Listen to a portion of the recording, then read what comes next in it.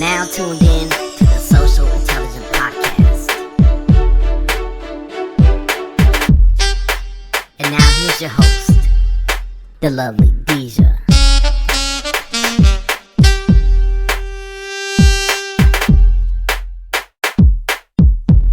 All right, welcome to the Social Intelligent Podcast. So glad that you're listening. I have a very dear friend of mine with us, Juniper, and she's just very special to me. I met her, it had almost 2 years? Yeah. Let me think about that. Oh, that's right, because now that I think about it, I was expecting my third child, and she's like 9 months old already. So, yes, it went so fast. And she was, from the beginning, just so sweet. I remember one of the first few conversations we had, which is very ironic because that's sort of the reason why we're here talking about this. When I first, when we're working together, I would see her name a lot, and her last name I knew immediately. And so one day I'm all, "Are you an Islander?" She's all, "Yeah." And we kind of just went from there, and we started talking and becoming really good friends, and we've gotten together a few times, and I just enjoy her so much, and she's just a very special person. I don't know if I've met anyone quite like her, and I hope that we continue to be friends because she has just a special place in my life that no one else has. Yeah, I love my Deja. Oh, I'm glad that it's mutual because that'd be crazy if I... You sort of have, what is it they call it, the exotic look, where you can pass for, if you felt like saying one day that you're something, no one would say, "No, you're not." You can say whatever you want to say, and I'm sure you've gotten that before. I was talking to someone once about that, actually, and he called it universal brown. Is that, I don't know. I don't think that's an actual term, I've but never heard I it. want it to be an actual term now. If you keep using it, that's going to be what I it'll am. get added, because, I mean, who thought of hashtag back when it started? Very true. And some of those other weird ones. There we go. There's my hashtag, universal brown. Yes. So tell us about your, the two co-creators and, Yeah, absolutely. Yeah. So my mom is first generation American. Her family is German of Jewish descent, and my dad is mixed Samoan and Chinese. We're not exactly sure how much of each, but those are the basics of my ethnicity. Mm-hmm. So with that mixture, where do you feel most comfortable identifying? Or I just identify as mixed. I claim all my cultures. Mm-hmm. I claim my German heritage, I claim my Jewish heritage, I claim my Chinese heritage, I claim my Samoan heritage, and I don't feel comfortable saying I'm one thing and not another, so I identify as mixed. Well, that would make a lot of sense because that's all of who you are. Yeah. And I find that people that have to pick one box kind of a thing, I always felt that they always had to be cut short because it's just, they wouldn't be here if it weren't for all those pieces. Exactly. So why do I have to pick, well, not me, but those people, why do they have to just Exactly. pick? I actually, I have another friend who has kind of a similar web show, and it's 100% mixed, and he has t-shirts where it's the check marks, like the ethnicity boxes, and it just says checked 100% mixed, and I love that. Yeah. Well, you know something? I would hope that eventually, I don't know if I'll be here to see it, but I would hope that eventually our children and their children, they can finally have that option. I think there is something... It's starting to come up now where it's there's an option for mixed race. There used to be on some surveys and what have you where you could only check one option, or some of them would give you the option to check more than one. That was rare, and now there's an option on a lot of things for mixed. Good. And I think it's cool because we didn't have that, and I think it's cool that your kids are going to have that, so they don't have to decide, am I going to be black or white today? Right, that is true. And I have actually read that there are people really fighting to add, like, when what is that? They do it every 10. Is it every 10 years? Or every 5 years? Oops. The census. When they come, right there we go. When they come to your house, I have no idea how often they do it either. I think it's every 10 years because they did it in 2010 because I remember, and I think there's people that are fighting to add more options on the ballot because there are so many ethnicities that don't fit into even the options you have, and so do they say other, and that's not fair. It's not. Yeah. It's not, and I think America is getting so mixed, and we're just going to get more and more mixed, that I think it makes a lot of sense to get that added. Awesome. So when you say that you celebrate, I don't know if you use that word, celebrate, or I claim them, but I celebrate them as well. Yes, you do, because I was looking at your Instagram near the holiday season, and I thought it was neat that you celebrated Hanukkah. I was like, wait, she celebrates Hanukkah? And so when you grew up, it was Christmas as well as Hanukkah, or is that a new thing? It's a little bit. No, it's not a new thing. I mean, that's my family's menorah. Okay. But after my mother's family emigrated. Where from? From Germany. Okay. Yeah, they immigrated right after the First World... Well, not right after, but a while after the First World War, when things were getting nasty, especially in Germany itself. Mm-hmm. So they emigrated to the States, and they converted to be Methodists, of all things. Right. And they didn't really ever go to church. Mm-hmm. And they kept some of the customs, but it was never like something that was made a big deal of. So, excuse me, are most Germans, do most Germans celebrate Hanukkah? No, just the Jews. Okay, so this isn't my area. No so problem. there's Jewish Germans. Yeah, Okay. there's Jews of all different ethnicities. Really? From Really? Russia, Poland. Okay. Yeah. Okay. So was your mom first generation? Yeah, my mom's okay. first gen American. Okay. Yeah. Okay. Does she know German? I know you know a lot of German. Yeah. Does she? I'm conversational. She identifies just as white American. She doesn't Okay. like really Did she ever tell you want why any connection to the culture. She never really did. I think it's because she maybe wasn't as close with her mother as I was. It's Sometimes unfortunate. that would make a difference. Yeah, but maybe she didn't know how to identify with that part of her. Absolutely. And I mean, especially because like when they came over, I imagine it's just that they were so terrified that they converted. And I mean, it's a big step. With Hanukkah, Mm-hmm. did you do the whole... Oh, actually, and then you also observe the Lent as well, which is near, right? that's a different thing. That's near Easter, Lent right? is near Easter, Yeah. and then the closest thing that kind of overlapped with is Passover. Passover is where part of it is that you don't eat leavened bread, and it's in remembrance of how when the Israelites fled, they didn't have time to make Yep. the leavened bread, so Yep. you eat matzah, basically. And it was so funny because I gave up fried chicken for Lent. This year. I remember Yeah. that because we got together not long after. Was it? Yeah, it was when we went out to have a drink, and we were going to get Yeah. appetizers, and I was craving some Lenten forbiddenness. But Lent ended, and I could have my fried chicken, but then Passover had started, so I couldn't have a biscuit with it, and I was like, I should have planned this better. Oh, I know. It must be hard. I know, poor me, I couldn't have fried chicken and biscuits, but... Not then. I'm sure you had a nice abundance after you were able to. I did.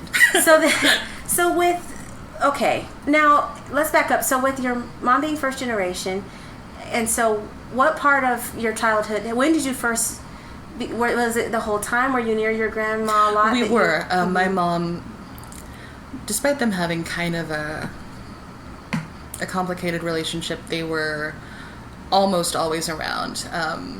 My mom and my dad met in Hawaii when my dad was working for my mom's father. So they went through their whole courtship and then got pregnant and got married, and my grandparents were always in the picture. And was your mom in Hawaii at the time that she...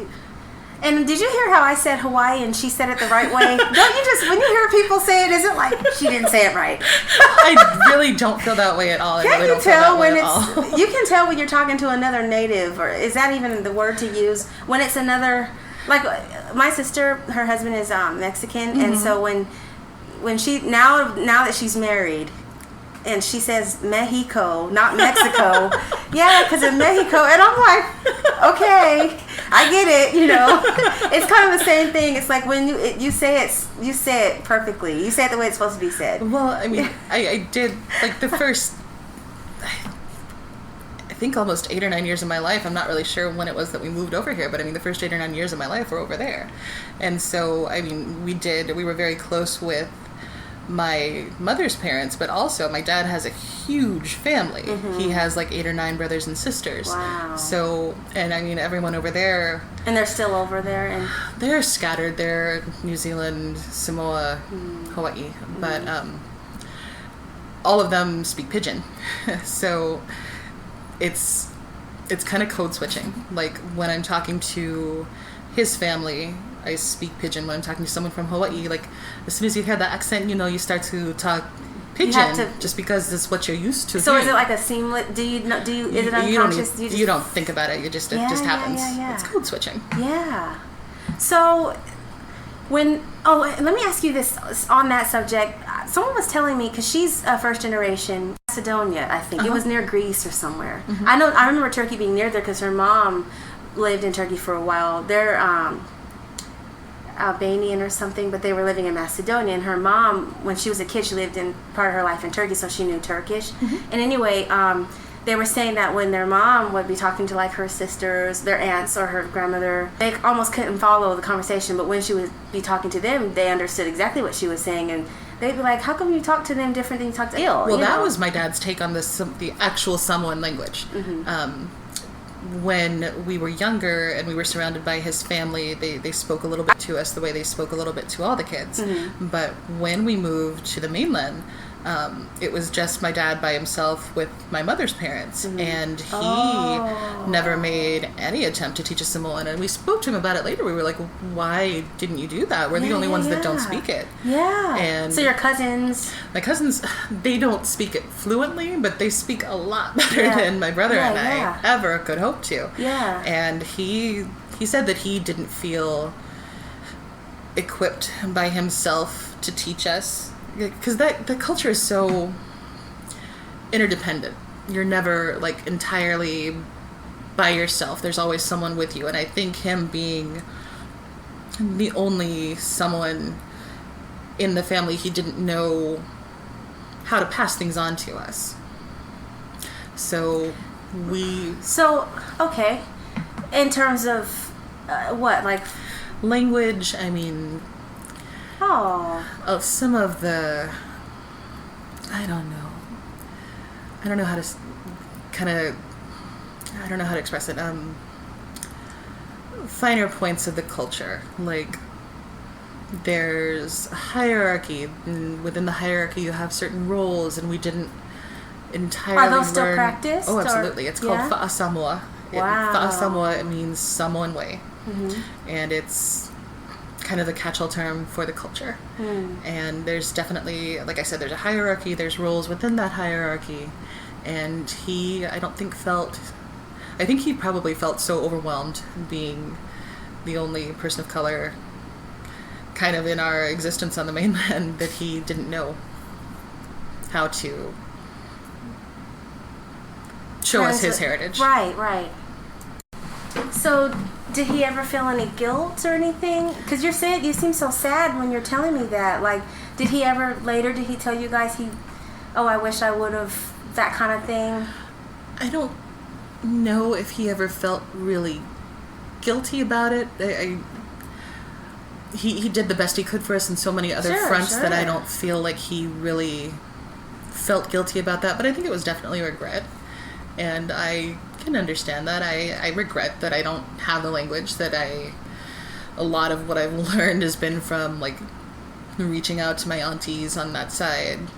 Did you, when you came over to the mainland, as you're calling it, and that means coming, for those the who continental U.S. Okay, coming from Hawaii. What island were you on? Were you in one island the We whole were time? on Oahu. Yeah, we were on Oahu. So okay, so coming from Oahu to the mainland, did you ever connect with any Samoan people? Because I don't know about Samoan, but I know there's a lot of Tongan people in South Sacramento. There's a pretty good-sized Polynesian community here, and I mean, there's a huge Polynesian community in the Bay Area. When you say Polynesian, what are you referring to? Like what?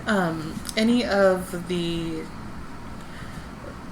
Polynesian islands, they all kind of fall under the same umbrella, like the way different countries in like South America all fall under the Latino umbrella. The different Polynesian islands, like New Zealand, like Tonga, like Samoa, Tahiti. I am gonna miss one. I know New Zealand. That's near like Australia, right? Is that? Yeah. Yeah. Okay. Are Native Australians? Or I don't even know. Native Australians have are Aborigines, and I think they're technically a different race. I know they're not lumped in with the Polynesians. Oh, okay.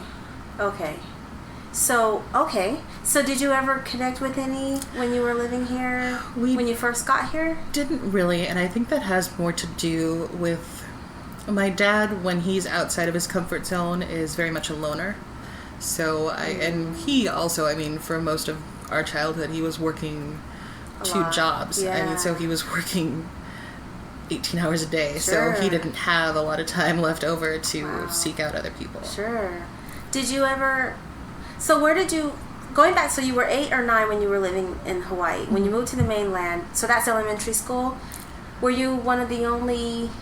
And I know you're a lot of things, but with your dad's side of your family, were you the only one with that part of you? How do I say it? Because I know you're identifying as mixed. Well, you're identifying as mixed, but with your dad's side, the Samoan part, were there any other Samoan people like that you might have went to school with, or were you the only one? Or when I got to California, yeah, there really were not a lot of. I don't remember another Polynesian person until high school. Okay. And I mean, the area that we moved to when we moved to California wasn't super diverse anyway. Like so was it a small town? Not really. It was Citrus Heights, but it was so much less developed back then. Okay. So, I'm not familiar with the history of Citrus Heights at all. It used to be just an orange grove, but I mean, that's like when we first moved there. It's a pretty developed area now, but we lived on a gravel road that was like half horse pasture, and there were only 3 houses on it. Well, you're in your earlier 30s. Yeah. So this wasn't very long ago.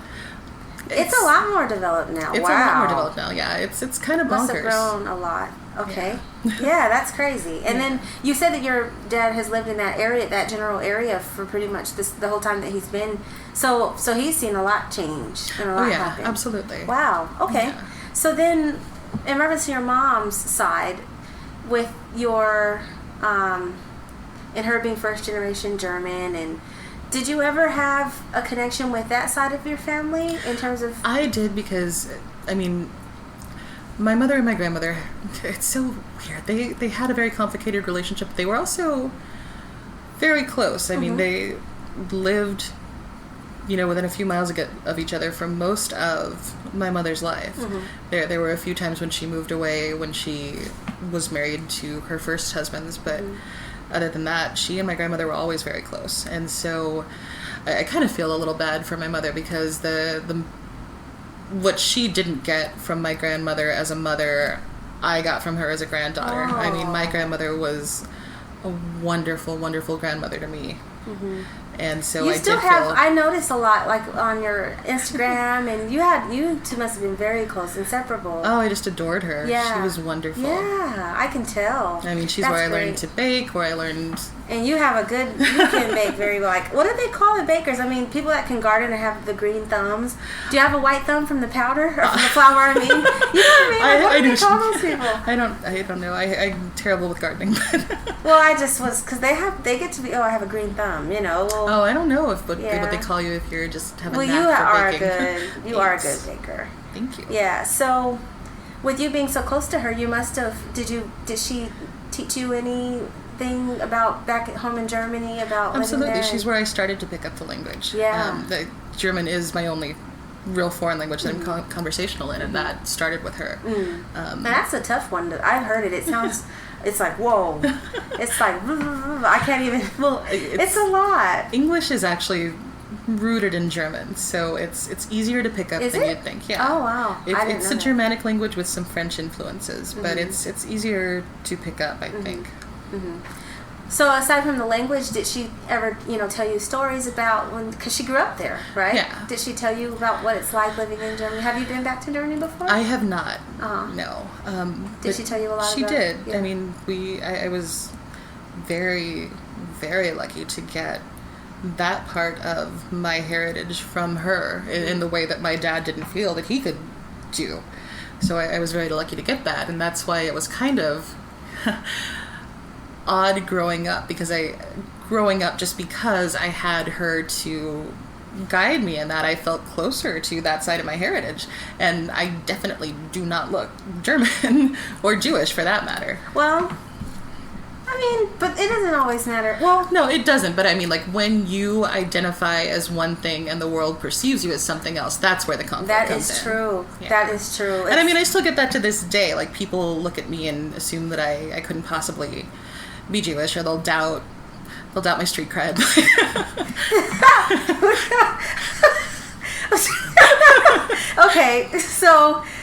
Okay, that's good. I actually wanted to go into that actually really quick. So when people hear you, so you're identifying as mixed, but you have very strong connection to your Jewish heritage. Would you say it's any stronger than your, Polynesian, or should I say Samoan or Polynesian? I don't want to. Samoan's fine. Okay. Because I mean, technically I'm Polynesian and Samoan, but Samoan is more specific. Mm-hmm. At this point, I, as an adult, have had the chance to go back to Hawaii and really kind of immerse myself in the culture there with my aunties and uncles and cousins, and I definitely feel closer to it now. So at this point, I really don't feel like I'm one more than the other. So when you're saying that, people, I don't look German, I don't look Jewish, I don't look Chinese. People are very fixated on. People are very fixated on wanting to be able to put you in a box. And it's not always a malicious thing. Like, it's not always, I want to know how to judge you. Sometimes it's just I want to know what frame of reference I have for you. Mm-hmm. So it's not always about racism, but it is more comfortable for people to be able to classify you. And I don't always feel like I want to be in the box that they put me in. Yeah, well, it's not their choice what box you go in either. It's not. And I mean, like I was saying, though, it's not always about them wanting to decide for you. It's about them wanting to be able to make sense of things. Mm-hmm. Mm-hmm. So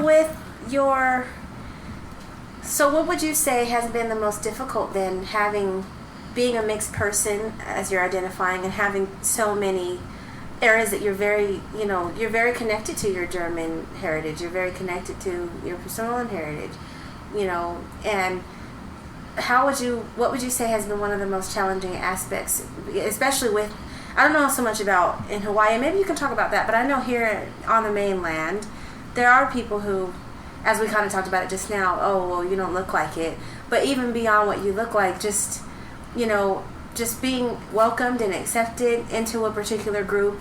Have you ever felt that you were being welcomed, or have you felt, you know what I mean? Like, absolutely. The two biggest struggles that I'd say I faced was first figuring out how I myself identified. Mm-hmm. Just because there were so many different things, and I didn't really get the chance to go back to Hawaii until I was, I think, 20. And so I didn't really get the chance to explore that as much. I mean, you can research things, but it's not the same as being immersed in the culture. This is true. So, a lot different. Yeah. So figuring out how I identified, what I chose for myself, where I feel like I fit, was the first hurdle. And so it took you till you were about in your 20s, early 20s? We grew up without a ton of money, so we didn't have the money for me to go back until that time. So that's why it took so long. So that was sort of the missing piece in would you say, is that what it took? Well, not what it took, but once I kind of got around. It kind of was, because I mean, I learned a little bit more about the actual heritage, not just the culture, but I learned from one of my aunties. I'd always known that we were a little bit Asian, but there wasn't a lot said about that because my dad just identified as Samoan. So she explained that we're part Chinese as well as part Samoan. This is your dad's sister? Correct. And I've only seen pictures of your dad, the Throwback Thursday ones. So he looks like the Samoan really sort of he's very dark skinned. Yeah. He doesn't look really strapping It's Yeah. like, whoa, you can tell this is where both of your parents contributed, but I can see you got some good genes. Thank So you. did he not really identify in that part? Was it only the Samoan? He doesn't really think of himself as Asian at all. I mean, his eyes are kind of shaped like mine. My eyes are fairly Asian looking, but he was dark skinned. He was 6 foot, so he was raised in Samoa. I mean, he didn't come over here till he was in his early 20s. So he just flat out identifies as Samoan. Some of my aunties identify as Samoan and Asian, but I think all of that side, first and foremost, think of themselves as Samoans. So, how did you ever explore further into the Chinese part, or is that something that you just... It's something that I've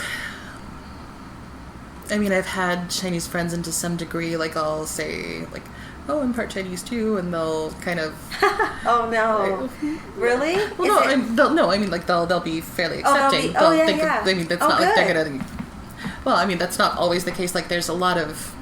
Well, we'll get back to that, but, I mean, to some degree, they'll be accepting and think of me as kind of a peer, and I mean, it's a lot...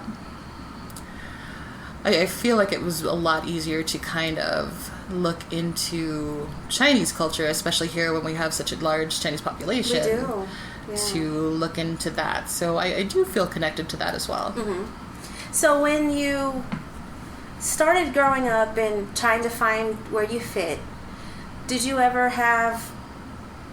How did it go? Was it difficult for you? Like, it was did a it have an huge effect hang on up for me for a very long time. I mean, I didn't know where I fit for quite a while, because my mother's parents were the closest ones to us. Even when we lived in Hawaii, I think my mom kind of kept us away from my dad's family a little bit. So we were always closer with her family. Was there... Can we talk about that? Was there an issue because she wasn't... No, I don't think it was an issue.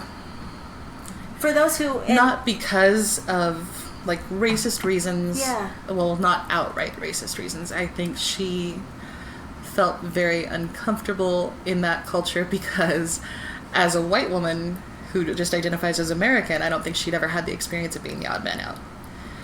So I think that was why she didn't want to go hang around 50 Samoans. I would like to think that is possibly...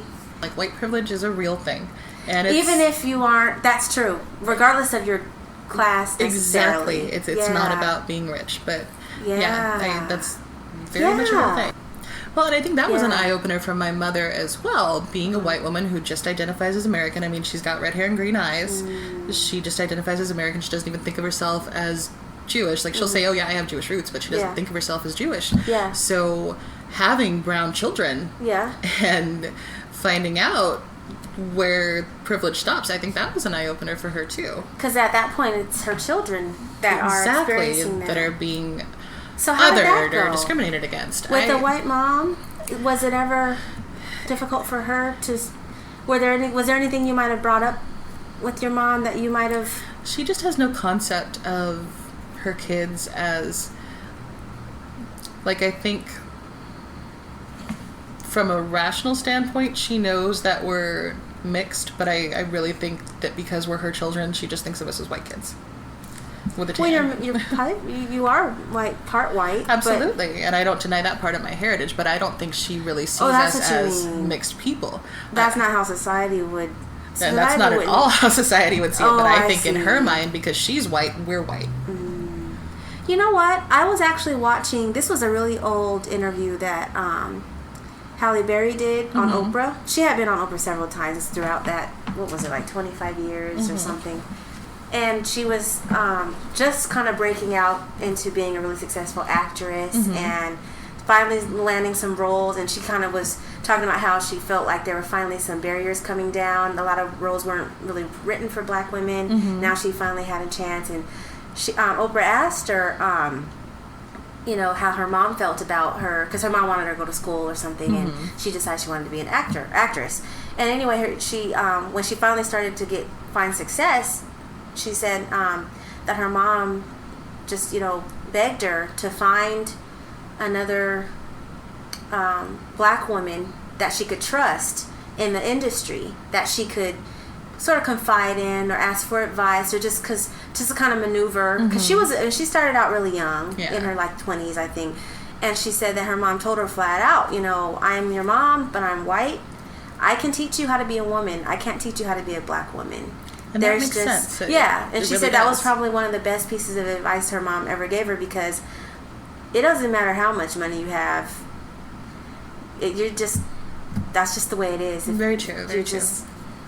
That's just the way it is. And she always sort of kept that, close in her heart, and kind of reminded herself, okay, I can be a successful actress. Yeah, I might have all these awards, but at the end of the day, that's just the one reality that I'm going to have to deal with. And, and I think it's hard for a lot of, sometimes on the other side, and I have mixed children, but I'm as a black woman, and I have a daughter now, and I kind of think about things, things that she might have to deal with, and, I do hope that things get better, but, there are going to be situations where, as a black person, kind of a thing, and I can be there for her, but I wonder,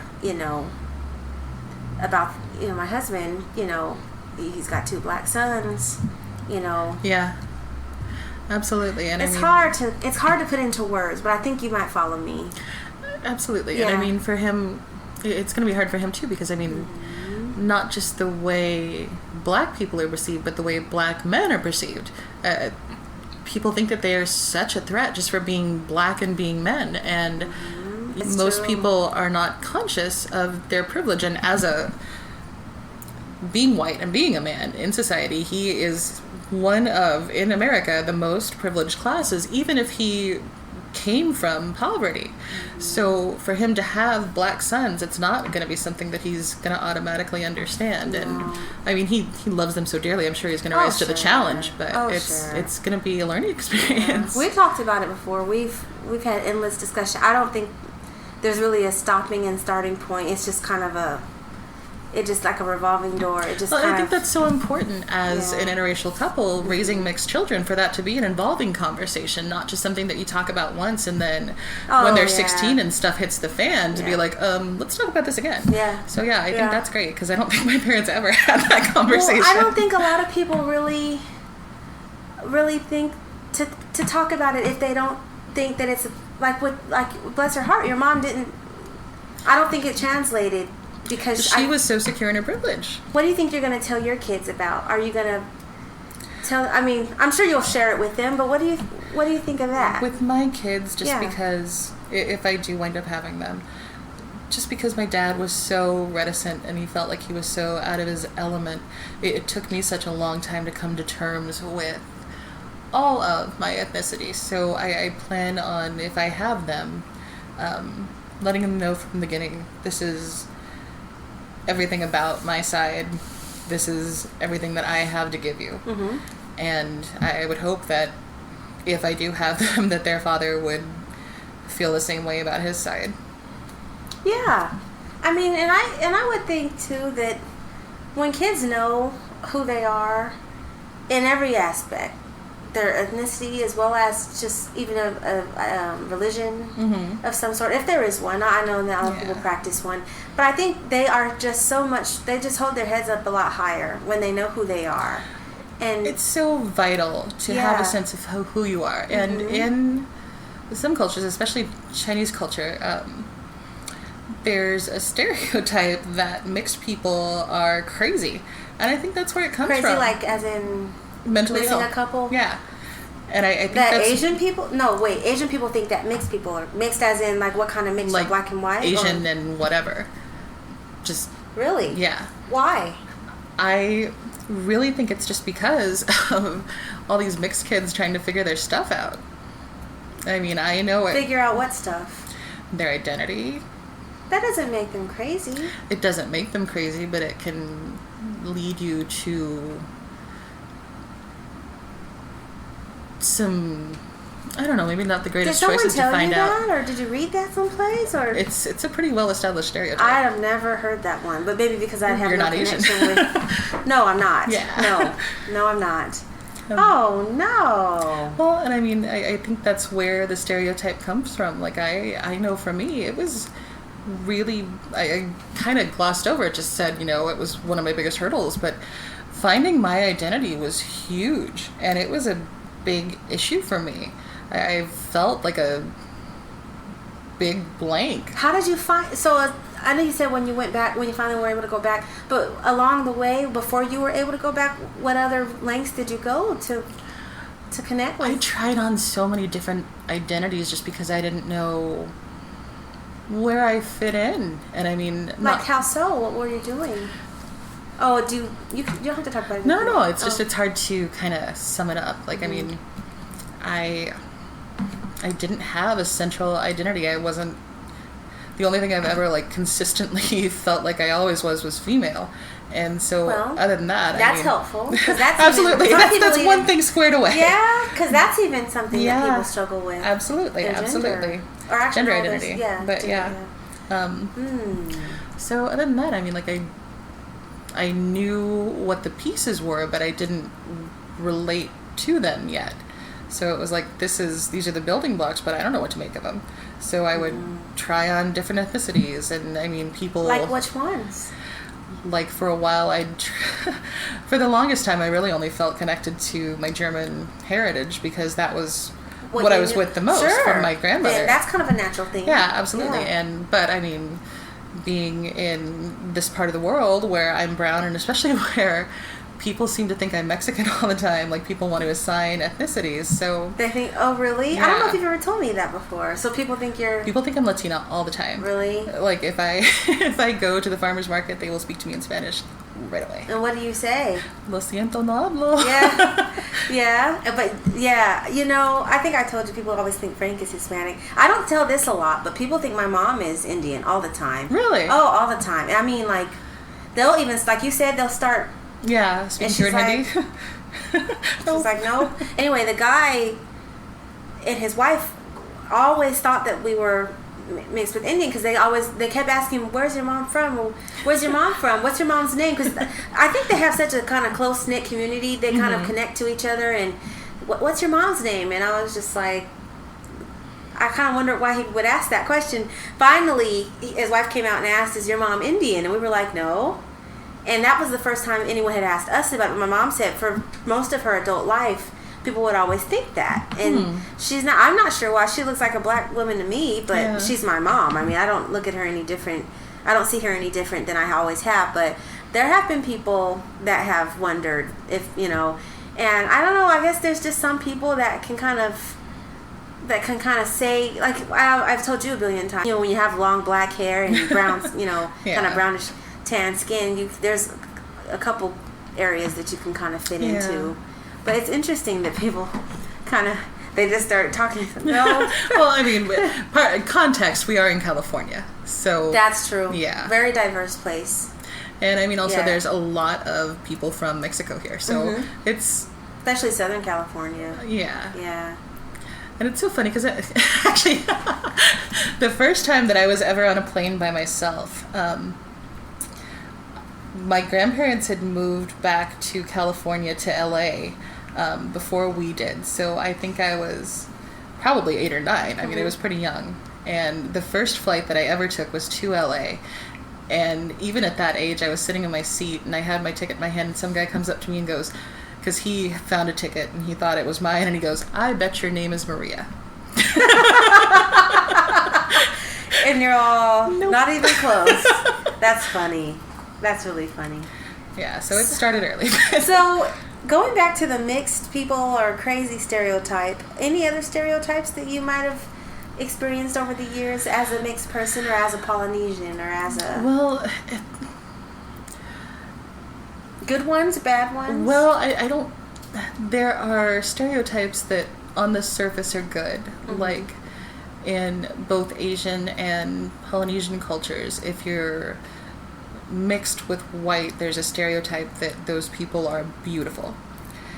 And at first you'd think that's a good thing. Hey, people are going to think I'm pretty, but it's also a really damaging thing to have to live up to. And beautiful and crazy is not like a great way to define yourself or to be defined because that's what they think.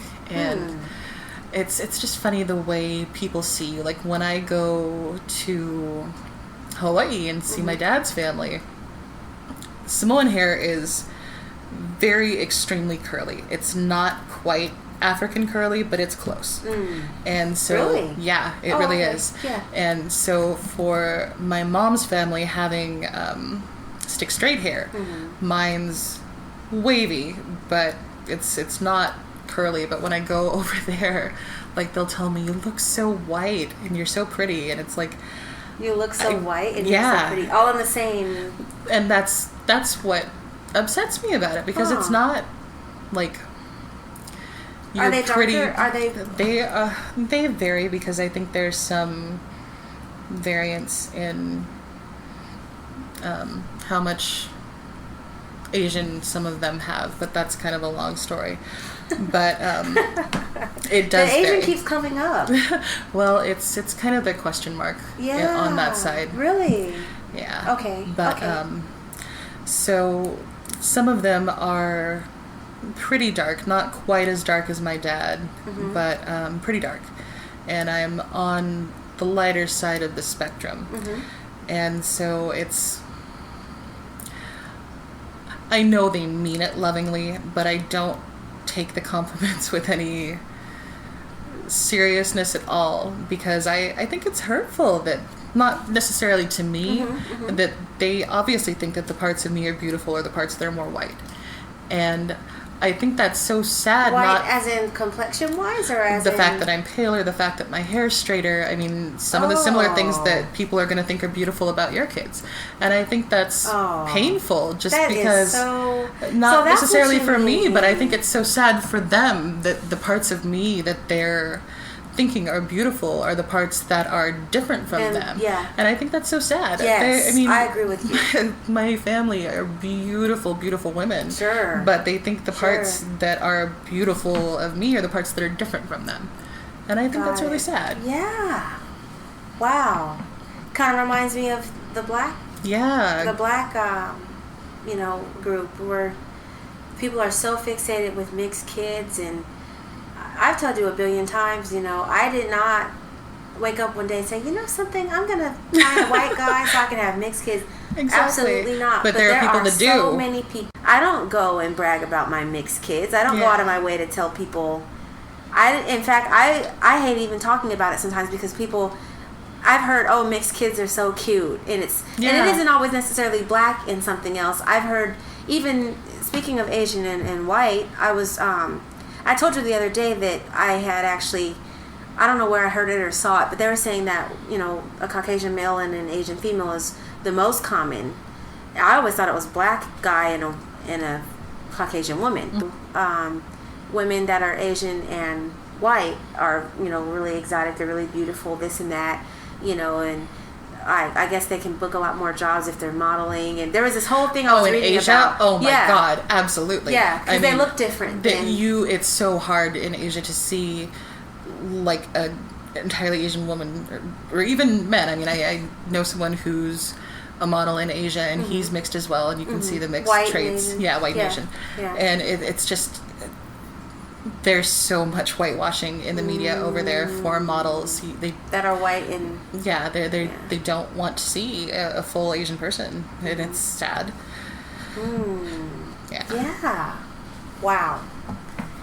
I don't know. I mean, if you happen to meet someone and fall in love with him because of who they are, not what they are, then that's fine. But when you are, I only date this, and we all have our preference, but when you are so obsessed with your offspring being this kind of way and having this kind of hair, and let me tell you something, not sorry, I've seen plenty of mixed kids that didn't mix well. I'm just gonna say it. Stereotype, and not everything about a stereotype is true.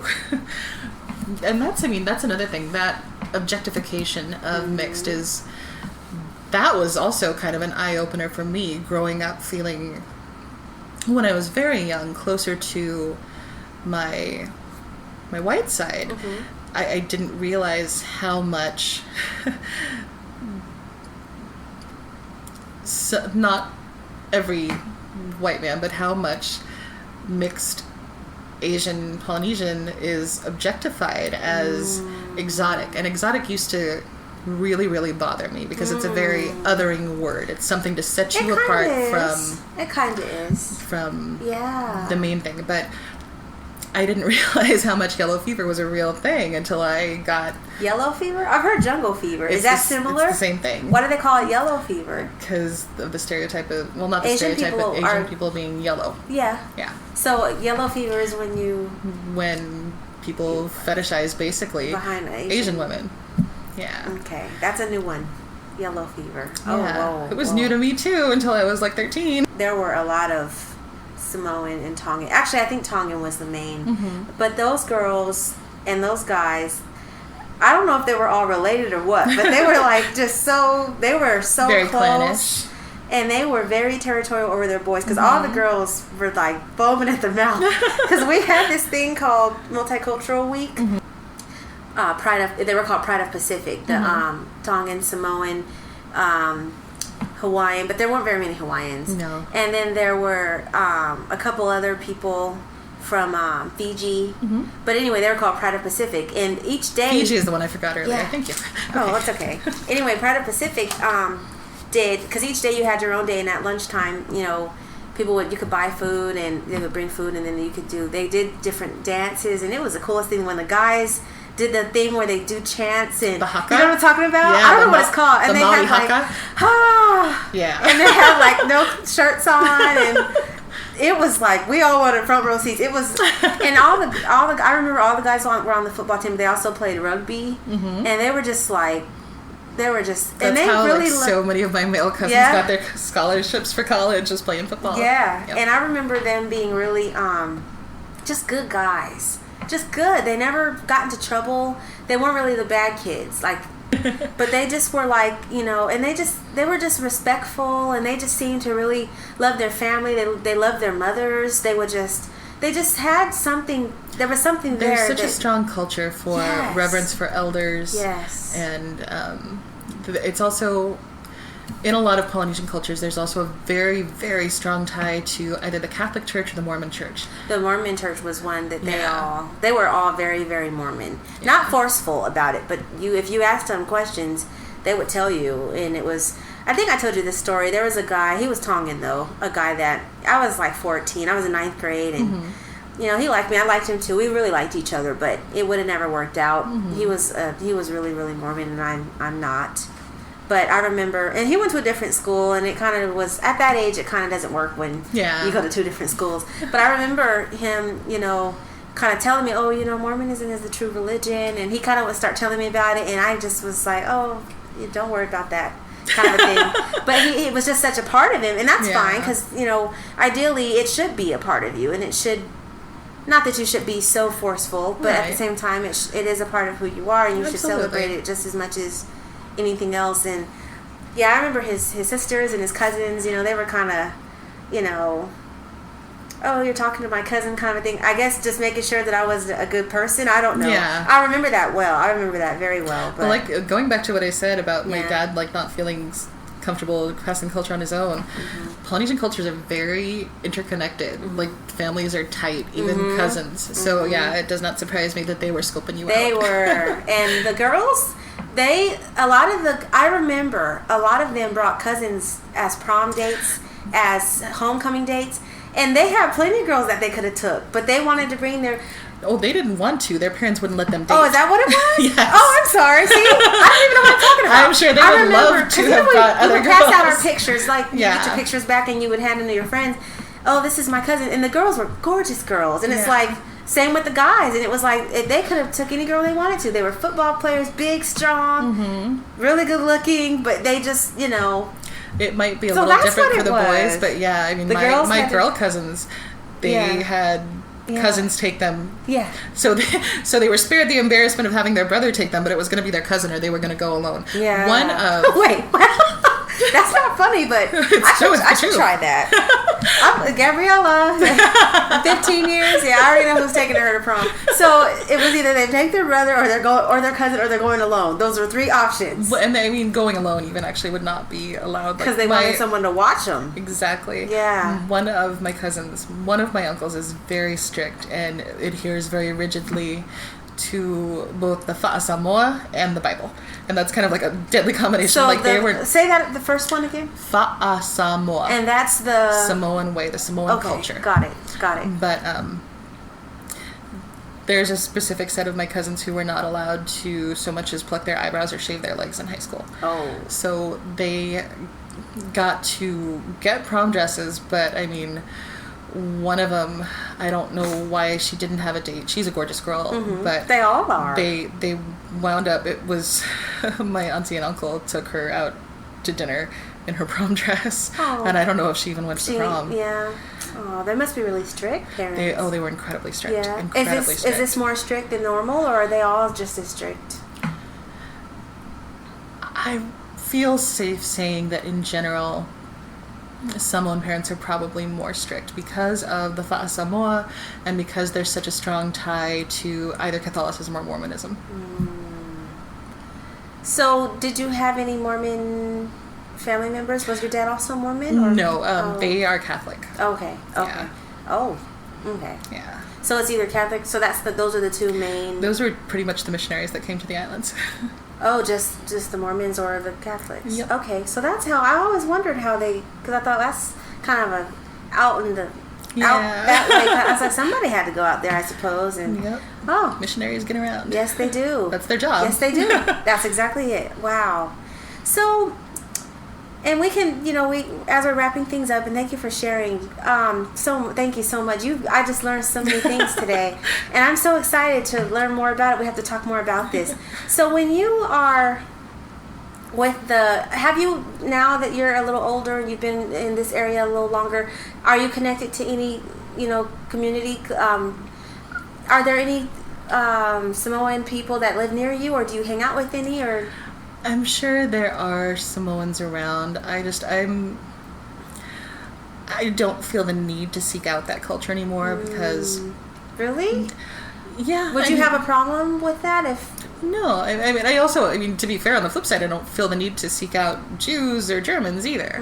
I'm secure enough in myself now that I don't need to build those relationships outside of my family because I have what I need now. So you never see them out and about? Like, are there stores that they frequently shop at, kind of a thing? Like, how some Asian people, they just go to the same type of markets because they know they have all the stuff that they like. Do you ever go to those stores? And There's one in Rancho Cordova that I like. It's actually more in the Korean community, and I'm not Korean at all. But I mean, what store? It's called KP International Market. And I think I've seen it. It's not far from. Yeah, it's not far from the places that we've Olsen worked. Drive, kind of, it has that giant food court. Yep. I've passed by, but I've never been inside. It's fantastic. You should go in. So, are there a lot of...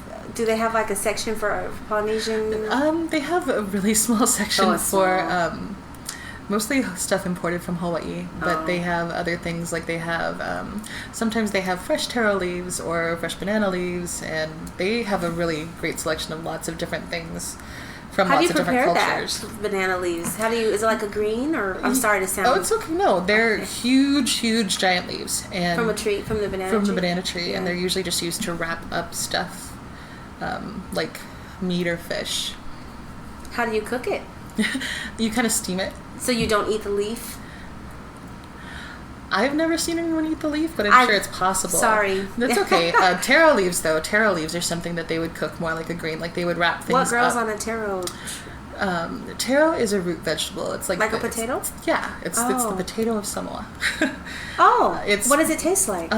It's a little bit sweeter than a potato, but it's basically got the kind of bland, starchy flavor. Like have you heard of poi from Hawaii? Okay. I've never really eaten any authentic Polynesian food at all, Hawaiian or any of it. Being honest, I'm not a huge fan of a lot of like the really, really authentic Polynesian food. I don't. Is it like a cassava? Kind of. Those are all starchy. I've had that before. The Hindu people from Fiji, she would cook that a lot. And when she was first boiling it, and I remember her. You know how you drain the water? I was like, "Is that a potato?" Because it looked a little odd, and it had some kind of some string or something like that, and I was like, "That doesn't look like a potato, but it kind of does." She says, "No, it's a cassava," and it tasted a lot like. Yeah. It was probably the closest thing to a potato I've ever tried that wasn't a potato. Starchy root vegetables all kind of have a lot in common. So it's sweet like a sweet potato? Not as sweet as a sweet potato. It's... And this is called a taro. Taro I have to try it. Do you ever cook? Do you ever make it? I haven't in a while, but next time I do, I will. Let Much of someone cooking Let is me know. stuff boiled in coconut milk. Coconut milk? Yeah, that's probably one of the most traditional From ways the to actual eat. coconut? Yeah. How much milk is inside of it? I've never cracked a coconut open. The coconut, inside of a coconut, it's actually just water. That's where the coconut water that's so like big now comes from. Yeah. Expensive? Yeah, because there's not very much in a coconut. Ching. But coconut milk is actually, the meat is kind of ground up and shredded up and wrung out. The white stuff? Yeah, the coconut meat. So you can, so that's, okay, and so you can when you out? wring it out, that liquid is coconut milk. So you know how there's coconut flavored things and like, or coconut cake and there's the flakes on it. Is that just dried out? Yeah, that's the coconut meat dried out and shaved off. Oh, have you ever shaved the meat off of a coconut before? How do you do it? That is the one thing that I kind of got lucky with, especially because we didn't. It kind of sounds bad to say that I got lucky with it, but the old-fashioned way is like, I mean, you crack the coconut up, and there's this thing, I don't know how to explain it, like, just without pictures, but you kind of sit with like a sharp stick between your legs, and you kind of grind half the coconut on the sharp stick to get the meat out. I think I saw that on TV, on Yeah. Bizarre Foods. I think I told you, remember I told you about that episode I saw when he was in Hawaii, I think, and he was I went to this, it was like a more of an authentic well. I was at someone's house, and they had like a roasted pig in the ground, but there was an old lady, she was sitting in a stool. It was really close to the ground. It was like a little chair, and she had, it was this, when she was like it was making a noise. And You can't see what we're doing, you guys, but and she was going fast. I remember thinking, whoa, she's gonna have some guns after this, but it was that's where they get the strength to beat their kids. Oh. I'm teasing. But it was like a stick. It was like a silver, maybe a giant fork or something. What's on the end? It didn't show the end of the stick. I've never seen like a metal one. But yeah, it was. I think it was metal. Was it? I don't remember. But it was a stick, and it was out so far, and she was kind of like a rocking motion, just to kind of like exactly. get the sticks That's to scrape exactly against the inside. And she had like the a bowl concave of the underneath. coconut. Yeah, and I can tell you that was only for show because it was an old woman doing it. That is not work that the elders do. That's work that the kids do. So the kids are supposed. That's like I don't want to do that. That's what I'm saying. That's where I kind of got lucky that my mom kept us with her because I didn't have to do that. You wouldn't have to do that. Yeah. There's this lady, my sister. That would have been one of my fails. When she used to rent, before she had her own shop, she was renting a chair out of a salon, and the woman who she rented it from, she's Korean, and she, you know, at a beauty salon, you're constantly sweeping up hair, right, and she had one of those Asian brooms, and it was like it didn't look like a regular broom. My sister goes, "Oh, that's it," because I went one time to get my hair done. "Oh, that's an Asian broom. It's not the same as." And I remember thinking, I'd like to see that thing in motion. And I remember the way she didn't sweep the way we sweep. She swept a lot different. She was Korean, and she got it from an Asian supermarket. And she's like, "Oh, they have lots of them." But it was like a straw kind of, the whole thing was straw. It didn't have a, and she was kind of, and I was like, whoa. And I thought, wow, they get on their hands and knees sometimes and do stuff. We're so spoiled the way we do some stuff. Well, and I mean, to be fair, like, even though that would be a chore assigned to kids, like, that's really not a chore that people have to do anymore. What do they do now? Well, I mean, if you need coconut meat, you can... Isn't it more expensive? To buy it prepared? Yeah. Yeah, but I mean, it's not something that, like, it's... Well, if you got old school parents or grandparents, they're not going to spend the money. They'd rather just... This is very true. Yeah. Oh, wow. Well, thanks for sharing. Well, thank you so much for having me. It was fun to talk with you. Thank you. Yeah, I hope that those who aren't too familiar with some of the customs or traditions or even what it's like being mixed had a little bit of an insight today. I certainly did. I learned a lot of things that I'll remember next time. Like, oh, that's right, she told me about that before. If I ever see a whole coconut, I'll think of. Are they expensive? I've never bought a coconut before. It's hard to find good ones over here. Like the whole coconuts over here that you find are like kind of dried up and old. Where do they come from? Why are they so old? I'm really not sure like how much, where the how many coconuts Hawaii imports, if that's even a big Is that the exports. only place? I can't imagine that it would be the only place, but I don't see a lot of like good fresh green coconuts here. When you're buying a watermelon or something, when it's good because you dump it or whatever. Yeah. How do you know if it's a good coconut? How do you know if it's old? Is there a trick? You can kind of shake it, and like sometimes it'll have evaporated, but mostly you can shake it. Well, yeah, because you'll hear the water in it. Oh, that's how you know if it's good. Not necessarily. Like I don't know. I'm really not the best at picking coconuts, to be honest with you, because I don't really have to. Okay. I'm a spoiled American. Yeah. So I'll have to try that. I know that there's this Thai stuff that they make with coconut milk. Make a lot of coconut milk. Yeah, stuff them in too. Thai Thailand, cuisine. is there a lot of? Oh yeah. Oh, wow, yummy! I'm hungry now. I know, right? Yeah. I want Thai food. I know. We have to have that someday. So do. Okay, awesome. Well, thank you very much. Thank you for having me. I'm so glad that we were able to have this discussion, and I do hope that someone was able to get something, and I'll share the beautiful picture you brought. Thank you. So that everyone can put a face with this beautiful voice. Okay, well, thank you for tuning in, and we will